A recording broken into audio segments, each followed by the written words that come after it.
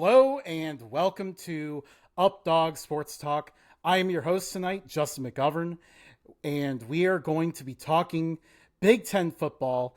And who better to talk about the Big Ten, the conference with the last two national titles, than the guys who talk about the Big Ten the most? Inside the Pylon, Clinton and Ryan are both here. Guys, introduce yourselves. Well, I am Clinton, over part of the half of the duo of Inside the Pylon. We started the podcast, Ryan? We're a year and a half in now. Something like that.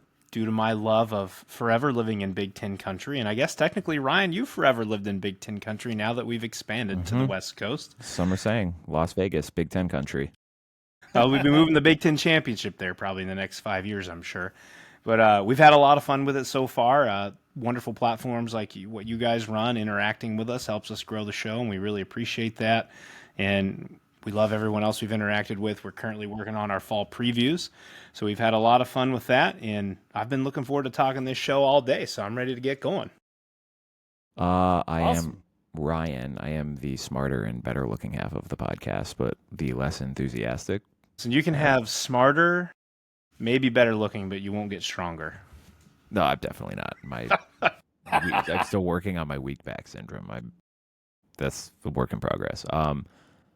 I don't know that I have anything to add, question mark. It's been fun. I enjoy this. It's fun to riff for 3 hours a week on nonsense, which is what our show devolves into half the time. So looking forward to getting out of, as much as I like doing our previews, and if you guys are listening to this and have not checked it out, you should. It's a lot of good info. It's a good way to kind of learn about some of these other teams that you might not be as invested in. Just to know, if you're a Big Ten fan, know your opponent for the upcoming season, learn a little bit about them. But as much as I like doing it and we learn a lot from them, I like our regularly scheduled programming where we just nonsensically talk for 90 minutes half the time. I love it. Yeah, and obviously, you guys, I know you're diving into MAC previews later this week as well. So, covering all the Midwest, and that's kind of similar to what we're about here. We like to cover everyone in college football and the NFL. Tonight is a college football show. We are talking about the Big Ten tonight, but this is part of a preview series where we are diving into all 10 conferences in college football. Big 12 and SEC has already gone out. We have tonight's show with the Big Ten, and then look out because American Athletic Conference is coming. Oh, sorry. The American is coming after that. Can't disrespect the bald eagle mascot. Did not think I was going to mention that in tonight's show, but let's go ahead and kick this thing off before we talk about any more conference mascots. Shall we? Let's try to be optimistic with this bowl tier because I think people have been punching these teams all off season long. So when you look at this tier, who is the first team that sticks out to you as one that could maybe end up having a better year than expected? UCLA. They are intriguing to me, and not from the standpoint of that we had Mike Regalado on, was it last week, 2 weeks ago, whatever it was, and he was very high, saying ceiling maybe 8 wins. I don't know if I'm there. That's a bit bold for me.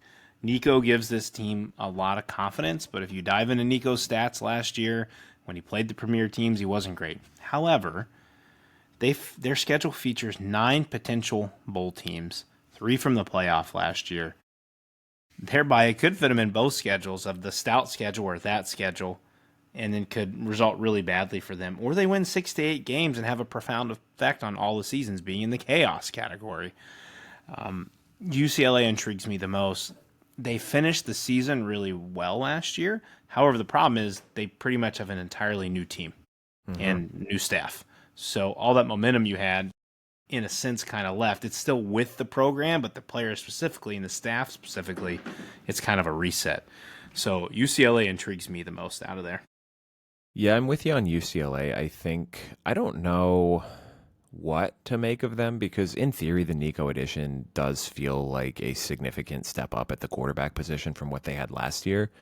But like you said, and I think we talked about it in the way back in the yesteryear machine when we were previewing the playoff game last year, his stats against Pete, like in SEC play, were not good. He was very much stat padding against the weak portions of that Tennessee schedule. So with that UCLA schedule, there's going to be tougher defenses this year. So how does he compete against those teams? But again, I mean, you beat Utah to start the season. You should start 3-0. You should start 4-0. I guess you throw Northwestern in there too. But I'll shout out Michigan State because I was high on Aiden Childs last year and got kind of burnt by that. I think he got better as the year went along, at least better at taking care of the ball. And when you have a athletic, potentially dominant quarterback with a athletic, potentially dominant wide receiver, that's a pretty good place to start. You have a good tight end too in Jack Velling.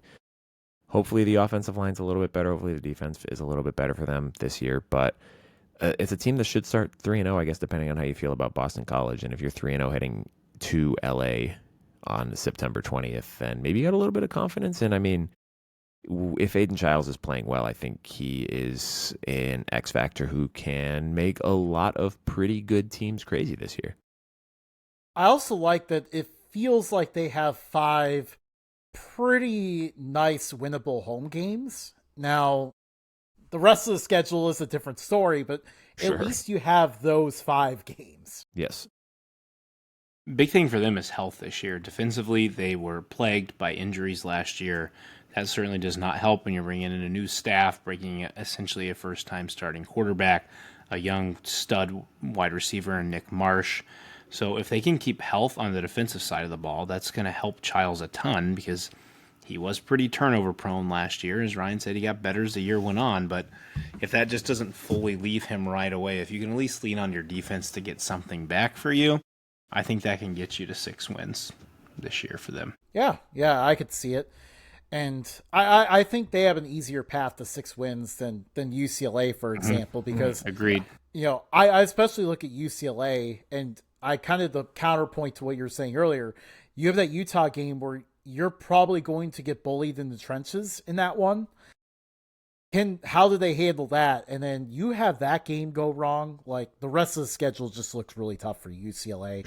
For sure. I look at Northwestern. I don't know if we can get them to a bowl just because of the schedule, but I look at this team and I actually like some of the pieces they added.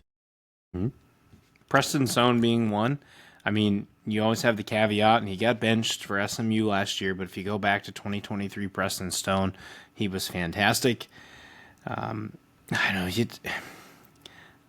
Ryan and I were known for making fun of the mistake by the lake last year a ton. That was kind of our most talked about Northwestern thing. We talked more about the stadium than we did the team. But, I think they could. I mean, if Preston Stone gets back, and again, probably not going to have the weapons he had, but if he can get back to what he had in 2023 for his own sake, then maybe they push. Wisconsin under Fitzgerald used to ride that wave of like 2 bad seasons. Woo! Wisconsin? Big Ten. I said Wisconsin. Northwestern, sorry. They go 2 or 3 bad seasons, then woo, there they go, back to the Big Ten championship. And just have success or bite people numerous times. I remember one year they bit Wisconsin pretty good. And it just kind of depends. I don't really know where I'm at with Northwestern. I honestly think, and we'll get to them in a second, I think I might like what Purdue brings more than Northwestern. Ooh. Okay. Can we talk about the fact that Big Noon is at the this Lakeside Stadium for a noon game against Oregon? Like, That's what unreal. Big Ten, we've lost the script on this one, guys. What Absolutely. are we doing with this one? 11 a.m. local kickoff. I wonder if they're doing that only because this is the last year of the stadium by the lake. They get their stadium next year, their new stadium. So maybe they're trying to make something of it. Maybe they're just very desperate the week of September 13th. I don't know that the inventory for the Big Ten is particularly great on September 13th. Yeah.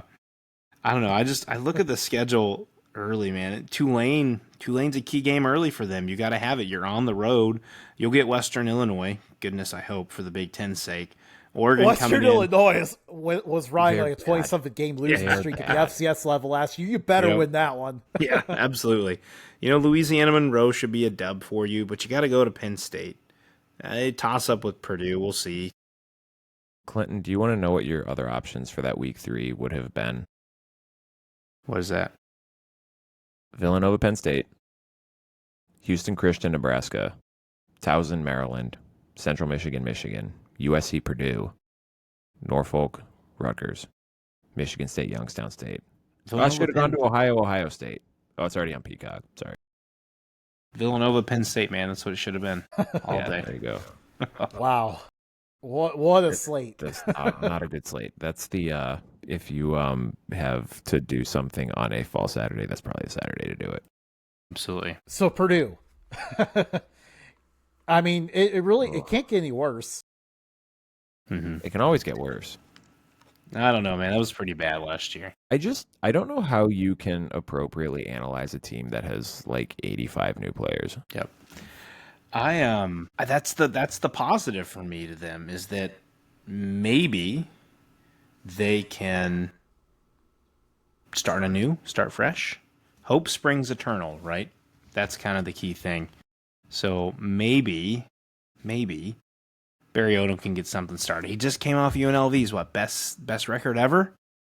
They were fighting for 11 wins was pretty good, right? Yeah, that was one of their best seasons of all time. Okay. And you look at what he did there, he kind of did a similar thing where he kind of reinvented them straight from the start and found immediate success. Now, unfortunately I would have been very excited to see the go-go offense in Purdue, but did not bring his offensive coordinator with, so we'll see him try to succeed in a different way. But you're right. Hope springs eternal. Maybe at least the expectations are low. If you can try to start 2-0, and by the way, 2-0 is not a given. Ball State in-state team, they're going to have that game circled on the season opener.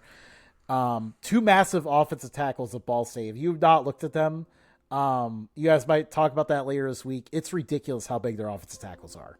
Southern Illinois is top 20 in FCS, so that's not even a given. But if you could start 2-0, maybe you keep your hex going against Illinois, get an upset there. Maybe take down Rutgers. 4 wins even feels good for Purdue. I agree with you. I agree on that. So we have Maryland and Rutgers left. Who do we want to look at? What is a reason for optimism for Maryland after a year like last year where they lost in September and things just... You have a good freshman local kid who should be playing their starting quarterback this year. That's kind of all I've got. It's literally all I wrote in my notes. Malik Washington is all there is to be excited about. Yeah, I had during our own tier rankings, I had Maryland as the lowest, and below Purdue and Northwestern. Malik Washington is my lone bright spot, and I think Mike Locksley is very much on the hot seat for this year if he can't put it together and get him to a bowl game. Yeah, absolutely. And you need September Maryland to come in big here. If you can start 4-0, then we might be looking at an entirely different situation here. Mm-hmm. You're looking optimistic. You got Washington then traveling across the country. Who knows what could happen there? That's where you can at least carve out a path to a bowl game. I mean, a bowl game may literally need a 5-0 start, but even then, that's not guaranteed. I mean, Northern Illinois in week 2 is going to be a game that's going to decide a lot here. If you lose that one, then oh boy, possibly lose to NIU in week 2. Oh well, I guess it worked for the last guys. Maybe Maryland should lose that one. That is your path to prosperity, Maryland. Lose to NIU, and you will play for a national title. That would be something, man. That would be so amazing for this sport. And then we close this out. At least talk about team by team with Rutgers. This is just a team that I expected to kind of take a little bit of a step last year. And that was more of a schedule thing than anything else. We really liked Kyle Monunga heading into last year, and he had a fantastic season. But that string of 4 straight losses in the middle of the season where they just did not look particularly great just left a bit of a sour taste in my mouth. And I kind of feel like with Rutgers, if you weren't going to take the step forward and win 8-9 games last year with what you had back and how the schedule played out, like, are you going to do it at all? Or are you just kind of like this perpetual sometimes we're a bowl team, sometimes we're not a bowl team.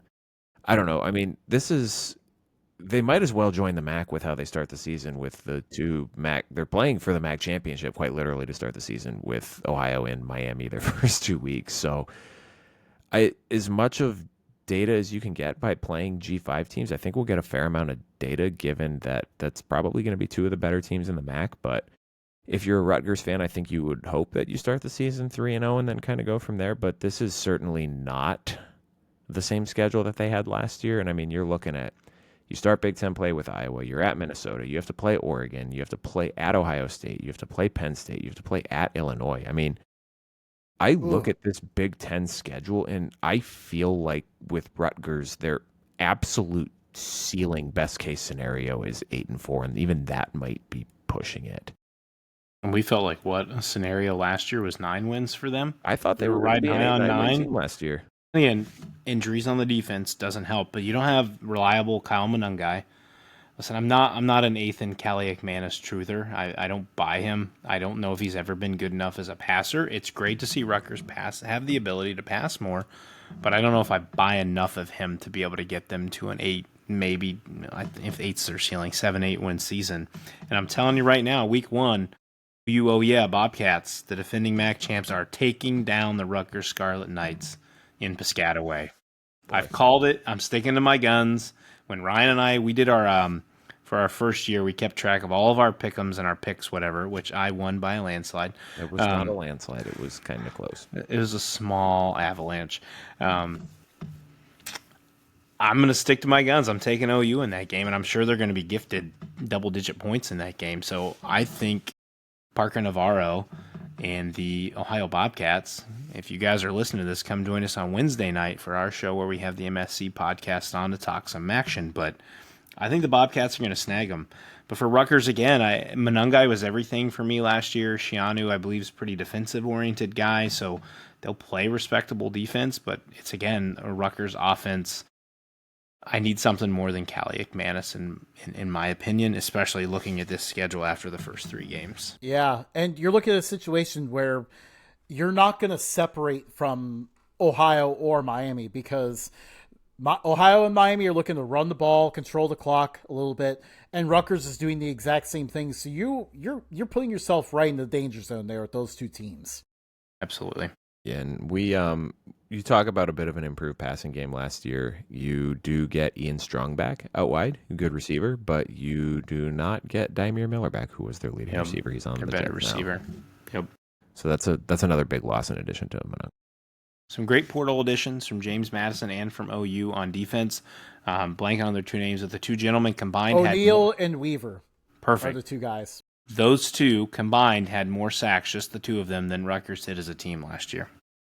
That's how rough it was. I think they had 21, 22 total team sacks, one of the lowest teams in the Big Ten. So if you're not generating pressure on the opposing quarterback, they're just going to sit there and drop dimes on you all day long. All day long. I do wonder about the running game, too. I know, when we talked with Brian last year, I think he was pretty high on Sam Brown, who I believe is back this year. If he can stay healthy, right? Yes, and then he was one of the health factors. Right, and then Antoine Raymond as well, who was their second leading rusher last year. Clinton, I guarantee you will not be able to guess where this man is from. Antoine Raymond? Yes. Like what, state, or what do you mean where he's from? Where's he from? Where's he from? Hawaii. Montreal. No, Canada. Oh, Canadian. Okay, well. Quebecois. Bringing a little CFL to the NCAA. Not just Canadian, Quebecois. Maybe you should have stayed with hockey. Well, I mean, oh man, you never know. Before we get to hockey, let's go ahead and let's put our final predictions on the table. Big Ten championship. Who is making it and who wins? Clinton, you go first. I don't want to do this right now. I need to think. I think it's Ohio State Penn State rematch, and I think Ohio State beats them both times. But I do not think Ohio State is undefeated. I think Ohio State's going to potentially lose week 1 to Texas, have at least 1 loss, maybe 2. But I think Ohio State wins the Big Ten championship. And Ryan Day can get that monkey off his back again, even though he's already had one. Oh, my God. He has as many national championships as Big Ten championships That's now, right? insane. That's right, yeah. Pretty crazy, right? It's also crazy to say you won an Addy in the year you didn't win your conference championship. That still feels weird to me. Yeah, the old school side of me does kind of wants to throw up a little bit at that thought, but Like every ounce of me wants to say like Ohio State, Indiana matchup we didn't get regular season. That'd be really cool. I just, as much as I want to believe in the Hoosiers, if they're 10-2, but then Penn State, Ohio State are 11-1 each, then you're not getting in. Like you just need more. Like missing Ohio State, you need to get. I feel like Oregon and Penn State, and then you're in there. Obviously, if you don't trip up, but I just don't know if I'm ready to put Indiana there yet. I think that'd be fun. I've backed further off Illinois. I just don't know who else you put there. It would be great to say Oregon, but since we all kind of put them in our bottom three of the top tier, could they do it? Yes. Will they? I don't know. I think an Ohio State Oregon Big Ten matchup would be fun, but for now, I'm going top two: Ohio State, Penn State. I'm gonna say that we're gonna have a Penn State Oregon rematch. Okay, and Penn State gets them this time. Because, you look at, let's be realistic about Oregon's schedule here. I mean, playing in the whiteout game is going to be a very difficult game to win. No bones about it. Say what you want about James Franklin. That's one of, if not the best home field advantage in college football. If Oregon then, after their bye, is able to get through Indiana, they finish with Rutgers, Wisconsin, at Iowa, Minnesota, USC, at Washington. Again, not the easiest schedule, but if you can get your stuff together in that middle third there, then I think the end becomes a little bit more palatable for you. So if you're Penn State and you do win that Oregon game, I mean, you basically just have to make sure you beat Indiana, because even if you lose to Ohio State, you're still making the Big Ten title game at 11-1, because you'll have the tiebreaker over Oregon. I don't know how to check the math on this to figure out what the tiebreaker is going to be, but we're just going to go with an Oregon-Penn State rematch with Penn State taking it. I've got Ohio State versus Penn State. I think Ohio State wins the first one, but Penn State wins the rematch to win the Big Ten championship. Would be fun. All right. Yeah. That'd be spicy. Now, absolutely. Playoff picks. How many Big Ten teams are making it, and who's making it? Oh, boy. I'm going to go 4 again. I think 4. Honestly, I'm kind of tempted to say the same 4 as last year, guys. I just, I don't know. I mean, if we're saying Penn State, Oregon in the Big Ten title game, those are 2 playoff teams. Even if Ohio State loses to Penn State and Texas, they're still a playoff team, in my opinion. Well, maybe. I guess the math there, if they lose to Texas, Ohio State would need to lose the second game in order to not make the Big Ten title. Oh my gosh, Mike! So you're probably looking at an upset loss to. You're probably looking at an upset loss to Washington. Maybe they get Texas. Maybe they get Texas. All right, in the opener, here we go. That's at home. All right, I'm gonna go off the wall here, because now I'm actually thinking about the logistics of my prediction out loud, and I think it would require Ohio State to go 9-3. So I'm gonna say Ohio State doesn't make it. I'm gonna say Penn State, Oregon, Indiana, and Washington. Oh, all right. Which again, don't ask me to fact check the logistics on that, because if Oregon's playing for the Big Ten title, that means they probably beat Washington. So I don't actually know who else Washington plays to. Yeah, okay, or Washington beats Ohio State. Okay, yeah, you know what? That's my pick. Screw you, Clinton. Your Buckeyes aren't going to the playoff this year. It's just not going to happen. It's Ohio State, it's Oregon, it's Penn State. Of the top 3, I would say most likely Oregon is the one to not make it. Get my 4th team in there. I actually think I'm starting to drink the Indiana Kool-Aid again, even though it's a tough one. I think if they're 10-2, I think they're in. I just don't know. I backed off Illinois. I'd love to see Washington be the 5th team. But actually, you know what? I don't know how the math works out, but I think you could squeeze a 5th one being Iowa. If we're in enough on Gronowski there, I think it could be. I think Washington gets close. I think they're a sleeper for a reason, but I think they're like an 8-4, 9-3. Clinton, the issue with that is Iowa plays 3 of the teams you also have in the playoff. That's fair. I told you I didn't know how the math would work. There's a lot of logistics on this that I did not think about ahead of time.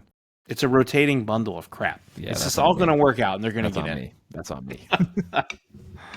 I'm going to go with 4, guys. I'm going to go with Penn State, Ohio State, Oregon, and Iowa crashing the college football playoff at 10-2. I love it.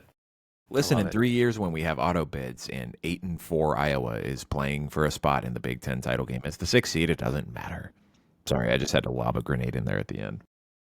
Yeah, certainly. It's a bad idea. Well, I don't support it at all. And then finally, you know what? I'll throw one last question to you guys. Just while we're all tired, I think we're all on the East Coast here, but just throw one more in here. The Penn State All-In year is successful. Do they win the national championship? No. Yeah, I'm with Clinton. I'm going to say no. I don't know if I'm even taking them to the semifinal. It's just it would depend how it shakes out. No, yeah, I think this is just with the straight seeding now. I think we have this preliminary idea on how the playoff looks, and it's going to be entirely different this year. And I don't know that there's going to be quite the favorable path that they got last year available to anyone. But I don't know what that path looks like. I'm just going to go off the cuff and say I'm going to say no, but reserve the right to change my mind until I see what Drew Aller does as a quarterback this year. I'm all in on them, boys. Right now, if I had to pick a champion, I'm going Penn State. I think just a similar path to what Michigan and Ohio State did the last 2 years. A lot of seniors coming back for their revenge tour. We're going to get it done. That's what I'm buying with Penn State. I'm buying in this year, guys. I think if Ohio State can't have it, obviously being a fan, I think it'd be cool to see the Big Ten go 3 straight. That would quiet the SEC talk down just a little bit more. Clinton, no, it would not. I know, it would probably ramp it up even worse. Yeah, they'll it's always a different argument. It's always a different argument. Media days in 2026 will be disgusting. Oh. We better have some good shows ready for that week. Right. Yeah, absolutely. Mentioning that, I guess you guys can go ahead. How about you plug your socials? Where can the people find you? All right. You can find us on everything: YouTube, Twitter, Instagram. Not Facebook. We're not on Facebook. Don't go on Facebook. All of those. No boomer market. Yeah, we're not. We're not in the boomer market. Maybe that's our market insufficiency, Clinton. Maybe I don't know. I don't know if the boomers know what podcasts are. You can find us at ITPCFB on all of those platforms. Twitter is probably the best one-stop shop because we'll tweet out all the links there. You can subscribe to that YouTube channel. We would love to have your subscription. That's, again, at ITPCFB. If you would like to listen to us in podcast form, we are wherever you get your shows, Apple, Spotify, the whole 9 yards there. Search for Inside the Pylon, a Midwest college football podcast. You can find us there. Follow the show, subscribe to the show, whatever the nomenclature is for that. So that way, whenever we drop an episode, it will come right to your phone, so you'll never miss it. But once the regular season-ish starts, week 0, leading up to week 0 starts, we'll be 3 times a week. We usually go live on YouTube Sunday night. Are we doing Sunday night this year, or are we going to do Saturday night?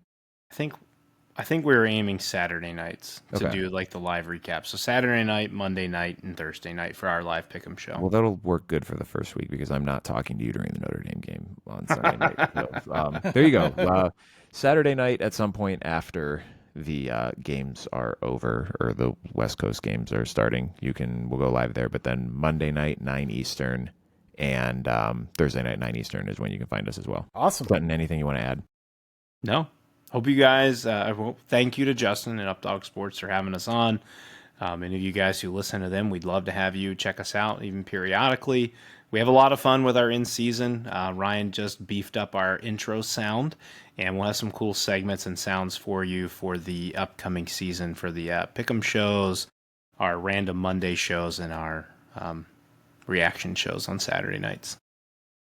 Can't wait. Yeah. Absolutely. You guys make college football fun. Thanks for joining us for Big Ten football.